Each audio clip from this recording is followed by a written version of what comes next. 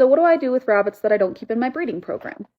So if I look at a rabbit and I decide it's not right for my program, I have a few options. I have show quality, stock quality, pet quality, and cull. So if I look at a rabbit and it's not right for my breeding program, but it's of show quality, I'll hold on to it and put it on my website, and I'll try to finish out its grand champion. Stock quality means that it's not necessarily showable or something I don't want to show, but it still has a good enough quality to improve somebody else's breeding program.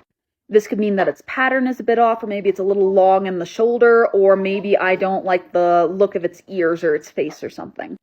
I'll throw it on my website for about a month, see if anyone wants it, and if it doesn't sell, it goes to freezer camp.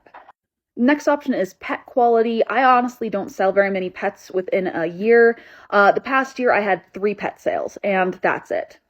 And in those sales, I offer a lot of education, especially since rabbits can live up to 10 years, and sometimes they do require specialty care when they get that old. Most of my rabbits are culled by the age of like 2 or 3 years old. And that's because they're stock animals and they have a limited time to do impact here in my program. And finally, and this is my largest grouping, is cull.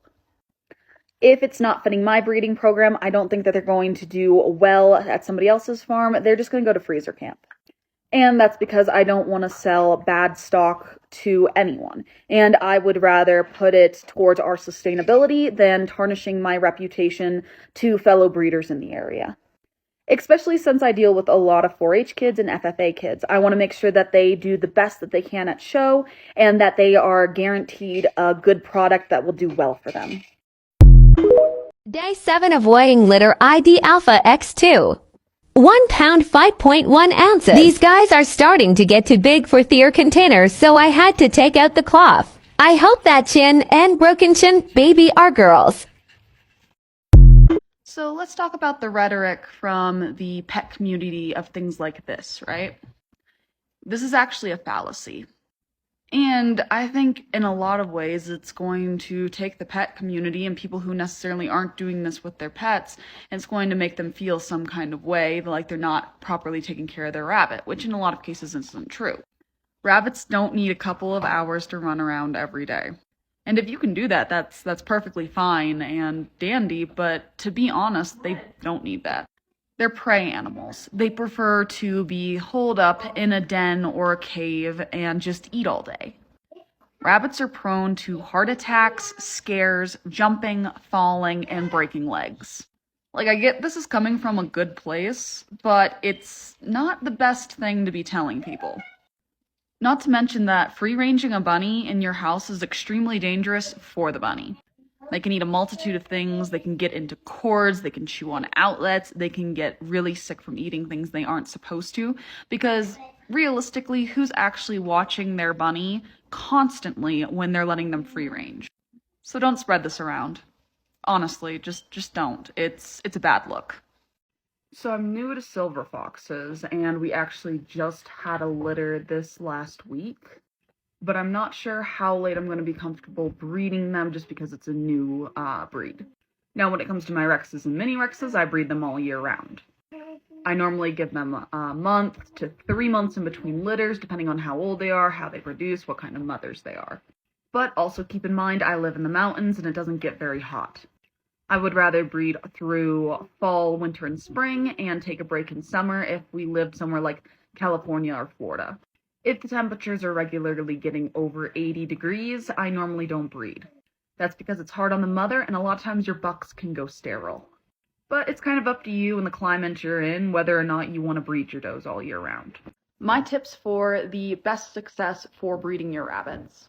Note, this is not scientific. This is just based off of my experience and the advice from other breeders that I have gotten at shows over the years. Although a doe can breed as early as 4 months, it's best to wait just a little bit. The earliest I breed my does is 6 months for any of my breeds, but I normally hold off between 8 and 9 months. This allows for my does to mature mentally so that they're better first-time moms. On that flip side, I also make sure that I breed my does before the age of 1 because you're more likely to get larger litters. It's kind of the old use it or lose it mentality. To ensure our does breed year-round, we make sure they get at least 12 hours of light. This can be sunlight or artificial light in the winter. Keep your bucks cool. If it gets above 80 degrees, they will go sterile. So if you put like frozen water bottles in their cages, it allows them to cool their body temperatures down and prevents this, or at least tries to prevent this. If your doe is still not lifting or breeding for your buck, stay with me on this one. Take her for a car ride. I know that's like a really weird advice point, but it has never failed me. I have had so many difficult does. We put them in a carrier in the car, take them around the block for 10 minutes. They lift and they have babies. When breeding your does for more success in larger litters, I always breed them 12 hours after their first breeding. This is because does ovulate when they breed, so if for whatever reason the first breeding didn't take, 12 hours later you're more likely for it to take. Give your does a break in between litters. I run a moderate breeding program, which means I give them about a month in between litters or more. So basically if they have babies, I wait till those babies are between 4 and 8 weeks to breed her again. There's nothing wrong with a heavy breeding program. I just find that they are better mothers, that they last longer in my breeding program, and I have less issues with her producing milk or staying within condition. So basically, it's less input for a greater output, which is amazing for sustainability. Cull heavy. This is kind of a sadder part of rabbit breeding, but don't breed like poor stock, even if you really like the rabbit for whatever reason. If it doesn't meet the standard of perfection, or it isn't producing what you want in your breeding program, get rid of it. This is going to save you time and resources in the long run because as you cull heavy, you're getting more of what you want.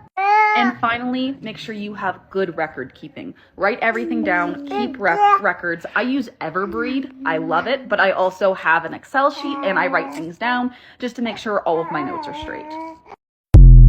So this one's a tad bit difficult because I have so many favorites, but I'll show you my all-time favorite and then my favorite of like each breed. This is Alpha, he's my broken chinchilla buck, and he is my absolute favorite. He's a Rex. This is Solstice, she is my favorite mini Rex. This is Moose Man, he is my favorite Champagne d'Argent because he's a goofball.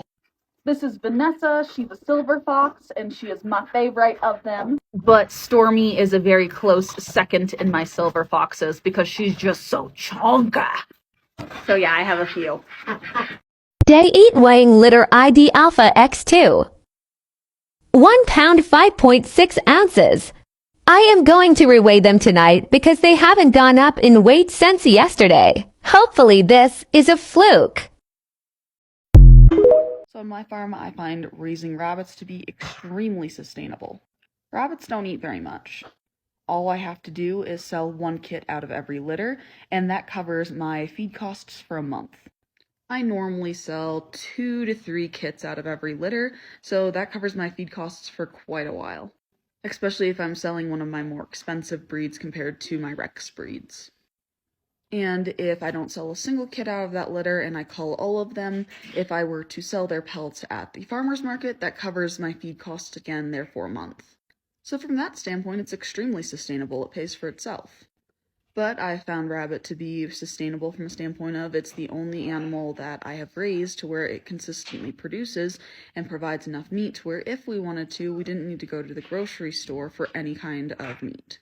I also find them to grow out a lot faster, and I enjoy rabbit more than a lot of other kinds of meat. For our family, we technically only need 5 does and 1 buck to be 100% sustainable on it, be that we would eat rabbit every single day for a family of 5. Now, I do have more than that because, again, we sell a bunch of our kits. So yeah, it's pretty self-sustaining. It just depends on how much work you put into it. I get this question a lot, actually.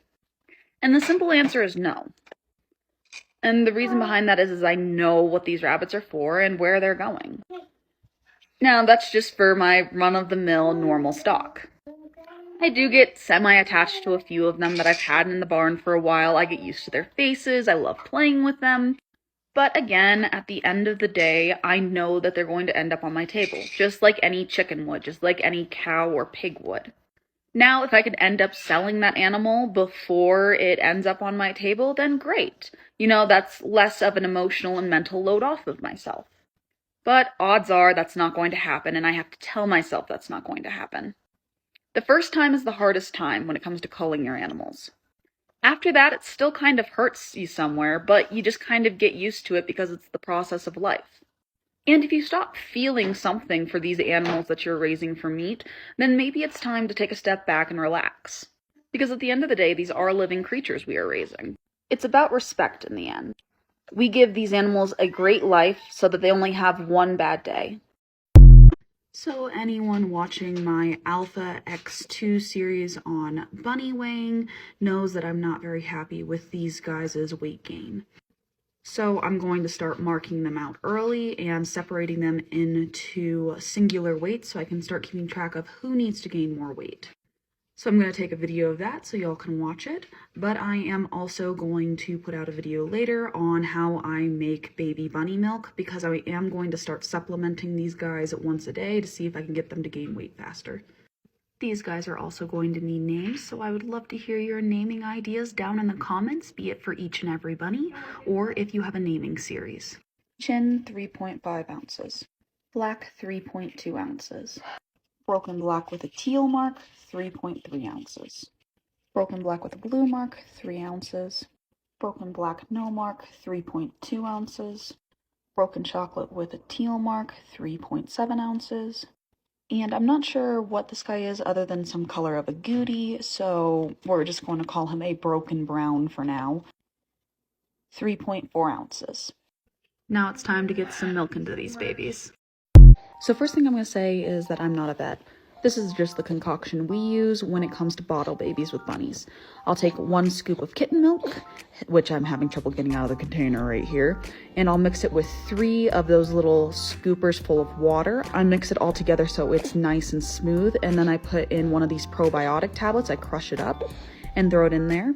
And then I will take 2 to 3 spoonfuls of heavy whipping cream and mix it in as well. And then on top of the heavy whipping cream, I will normally put in about half a tablespoon of simple syrup, also known as rock candy syrup, and this is what the final product looks like. I normally feed it in a little eyedropper or syringe like this, and the babies take really well to it. So in my opinion, I don't prefer crossbreeds.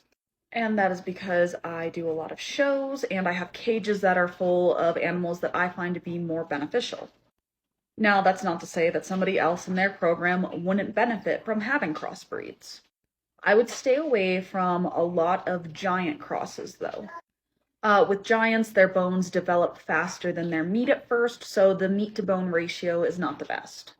But then again, I've heard people swear by giant crosses, so I'm not necessarily one to ask about crossbreeds. If you want good fur and a multitude of color for your meat rabbits, and you don't mind them being slightly smaller, try Rex. If you want nothing to do with fur, but you're looking for a bigger rabbit that produces meat fast, try Californians or New Zealands. And if you want something totally off the wall, try Champagne des Argents or Silver Foxes.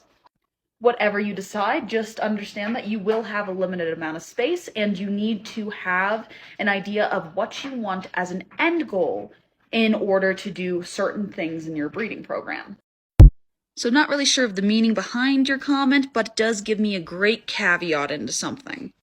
If you are from Pet Talk, or you have pet rabbits, or you don't like the idea of rabbits being turned into food, I need you just to listen for like 2 minutes. For the next 2 or 3 days, stay away from my TikTok. I'm butchering out a bunch of rabbits. I'm going to be doing some how-to videos on how to quarter and take care of that. I might do some pelt videos coming up, but I'm also going to be doing some recipe videos. So for your mental health, just ignore me for a couple of days. Then after I'm done doing all of my butcher stuff, you can come back and do what you want to do. But for those of you who are super excited, I have some recipes coming up. We're going to be doing pulled rabbit, some rabbit tacos. I'm also thinking of doing some barbecue, pot pies, dumplings. Basically what I'm saying is I am excited to be eating something other than chicken because we have been trying to get down the stock that we had from this winter for our meat chickens. and it's finally at least 50 degrees, so I can start processing some of our animals.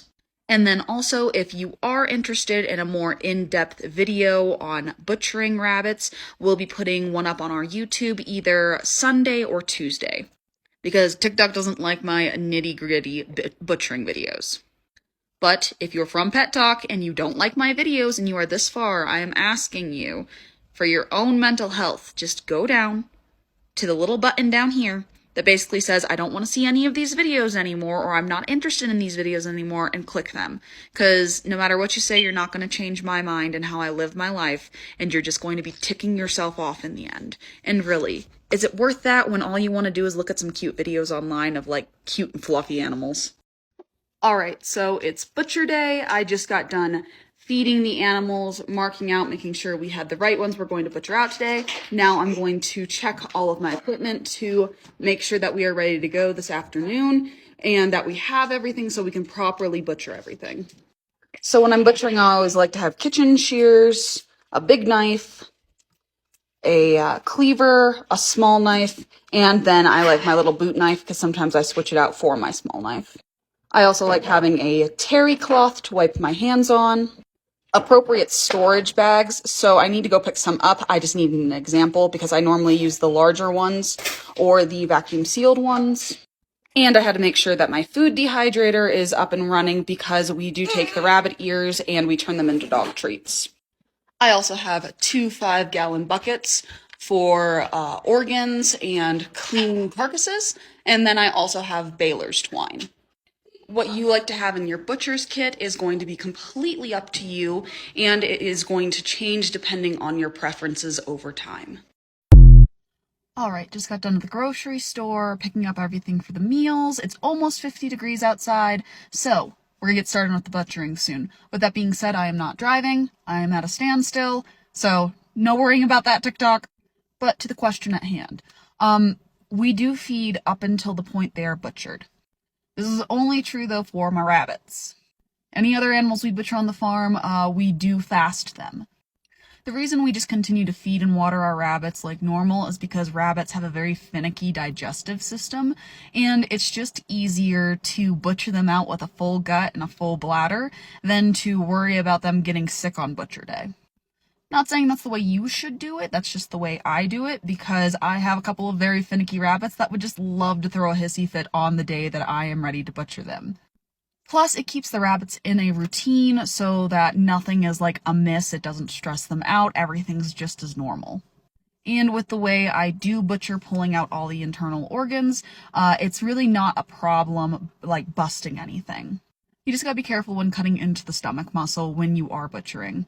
But I'll cover that a little more thoroughly here later on when I am making those butchering videos. Alright y'all, this is Flopsy, and he is going to demonstrate how I do the broomstick method when dispatching my rabbits. If y'all want to actually see me do this, then you're going to have to go check out my YouTube channel, where my video will either be up on Sunday or Tuesday, depending on how the rest of today goes.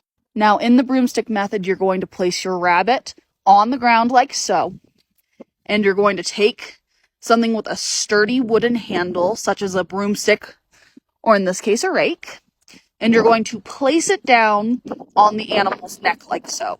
Step on both sides of the rake, then you're going to do a fast upward motion to break the neck. I'm going to give you a quick demonstration. Step on both sides of the handle like so, grab the back legs, up hard like that, and you might want to do it a second or a third time, you will hear the neck snap. So yeah, that's my preferred way of dispatching a rabbit. There are a few others I might show with Flopsy here throughout the day. So this is just a friendly reminder that if you have an older animal that you have butchered out that's not quite as tender, you can marinate it in an acidic source and it will help break down that meat and make it less tough and dry. One of my favorite marinades to use is just simple pineapple juice. Y'all, so excited. The rabbit is cooking in the Instapot. But while we wait for that recipe to come out here in a couple of hours for y'all, I figured I'd answer this question. So between male and female, I have not tasted a difference. With that being said, somebody might be able to weigh in because most of the time, by the time I butcher everything out, I forget which one was male and which one was female. Age definitely affects the quality of meat. The older the rabbits get, the tougher the meat is, and the more careful you have to be about it drying out. With that being said, there are a lot of ways to counter this, and one of the recipes I'm posting tonight definitely helps with that. Here it is, y'all, the rabbit recipe video. I left my rabbit to marinate in a mixture of teriyaki, pineapple juice, and sesame seed oil for multiple hours before putting a little bit of juice in my Instapot and these extra seasonings, because we always need a little extra seasonings in our life. Then I whisked those up nice and good in the little bit of marinade I threw in the bottom of the pot, and sometimes you just need a little extra in life, so I threw a little bit more on top once we got the meat in there. I turned the Instapot on for about 12 minutes on high and chilled until it was done. And once that was out, I got my meat out and started shredding it up. Now, if you just want to stop here, you can throw a little barbecue sauce on it and it will be perfect, but we're not going to stop there. In fact, we're going to chop it up into little itty bitty pieces and we're going to throw it back on to the grill because we're going to make tacos tonight, because there is nothing like tacos on a Saturday. So while that meat was getting cooked up nice and fresh, we got our tortillas ready, we got some guacamole salsa, we got everything ready to go and on the table, because you just can't have tacos without all the toppings on top. So we threw that meat in on some corn oil and let it cook up until it was nice and double cooked. The 5-year-old absolutely loved it, asked for extra tacos in the end. Here's my plate, beautiful. Oh, it was so delicious, y'all. And I ate like 5 of these things, so it was good. It was a big hit with the family. I definitely recommend rabbit tacos. So if you are cooking rabbit, go ahead and try this recipe. So the short answer here is no. It falls into the same laws that I would need to follow if I was selling meat to a restaurant. In our state, we can sell up to 500 live animals without having to change our licensing. I get nowhere close to that number, but if I were to start selling meat, I don't know if I would be able to sell the amount I would need to pay for the new licensing, because that license is really expensive. So for now, I'll just stick to calling out the animals for our family and then selling livestock to others in the area. So I've been asked multiple times about this travel cage, and I figured I would show y'all where I... So this is the person who made it. They are amazing at the cages they build. They have everything from 1 all the way up to 6 slotted cages. This is one of their 3 slotted cages. It has this right here, you pull down to open up the top, and it has 3 little divisions for your rabbits. And then if you want to take the urine/poop pan off, you just pull these off, and then the bottom comes off here. This style is about $100, but it was totally worth it. It's built extremely well, and I have used it so much that it has more than paid for itself. I did get it in person, though, at one of the local shows here in Colorado. Hello everyone, and welcome to another rabbit recipe video. We're going to take our leftovers from last night and make some flautas. So onto a corn tortilla, we're going to take our rabbit meat and put cheese on it. We're going to roll them into our perfect little shapes, just like so, before putting them into the microwave for 10 to 15 seconds, just so that they keep their shape while we fry them up, because no one likes busted flautas. We're going to put them in corn oil, which has been warmed up on high heat for about 10 to 15 seconds each side until they are a nice golden brown color. I suggest putting them fold first, that way the fold stays as you're flipping your flautas around. And look at that beautiful, beautiful color.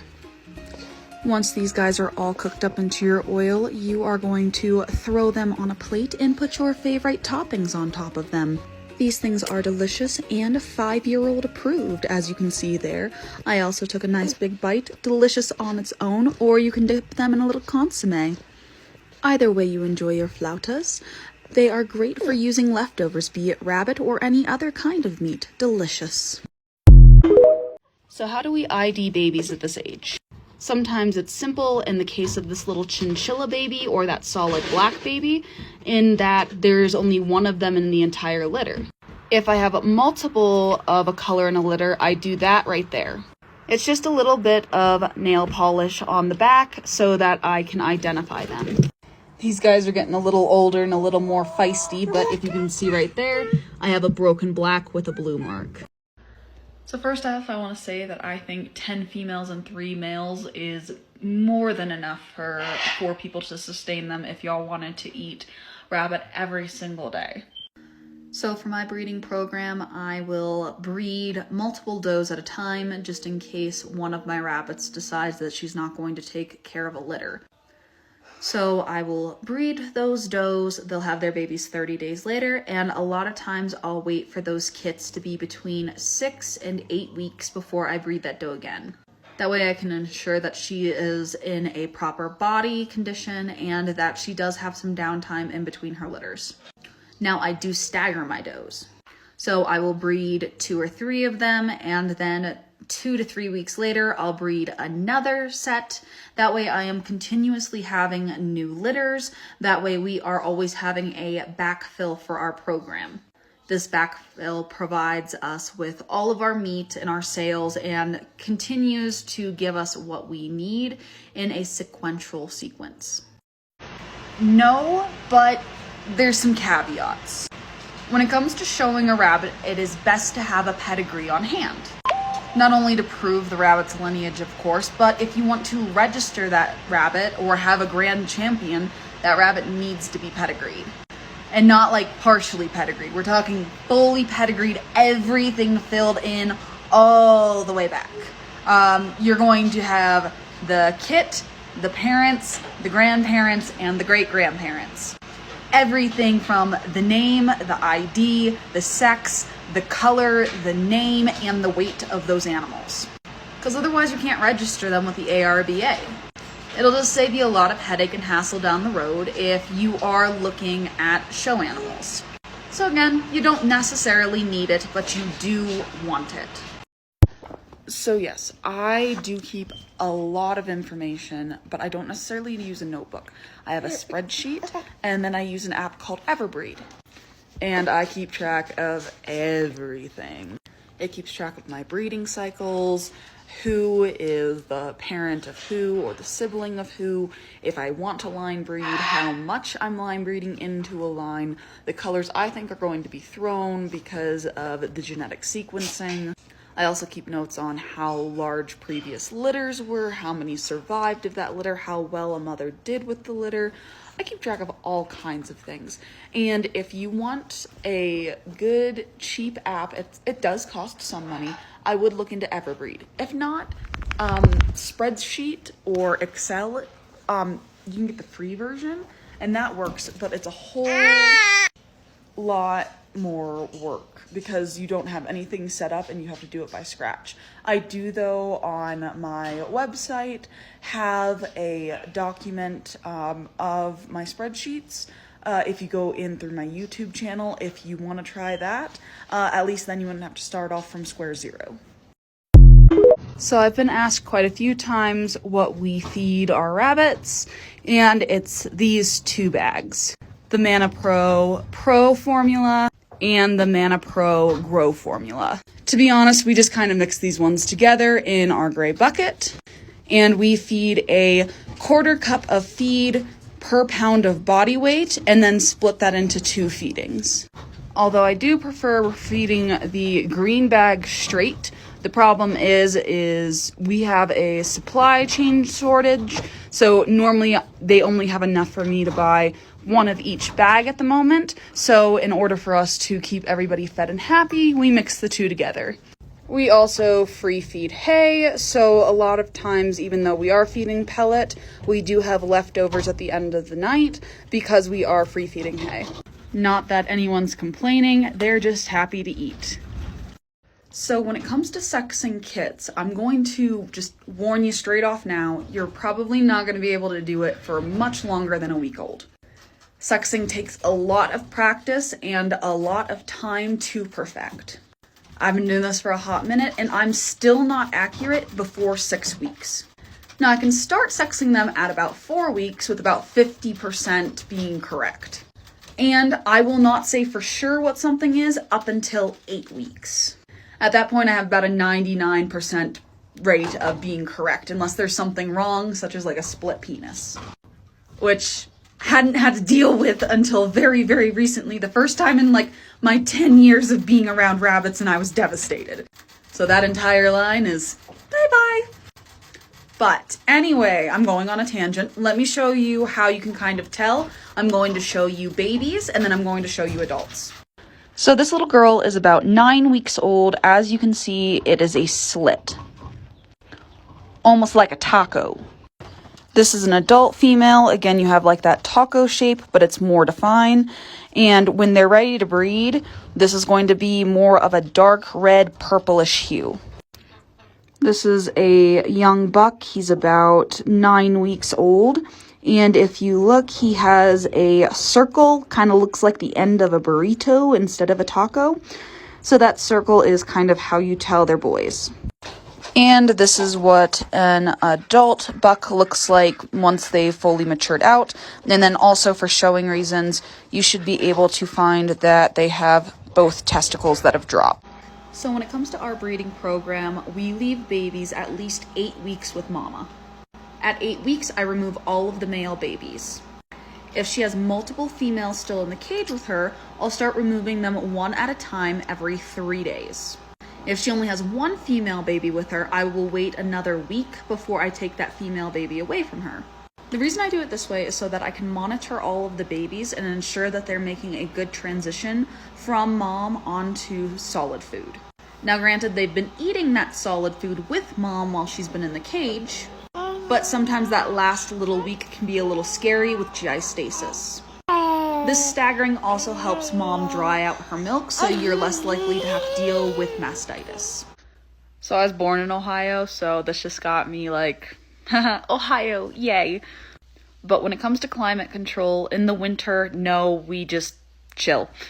Chill, get it? But in the summers, I definitely climate control. We add fans to the barn so that we have rotating air.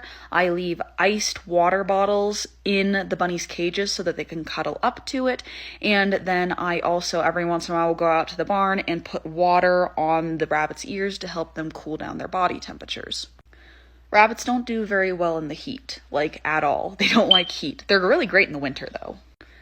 And so I try to do my best to keep everything as cool as possible.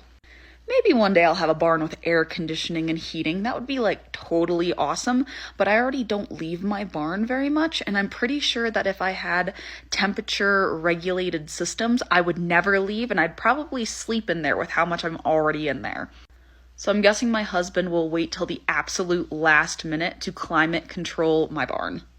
Oh, and before I forget, if you do have bucks, right, and you let them get above 80 degrees, they'll go sterile.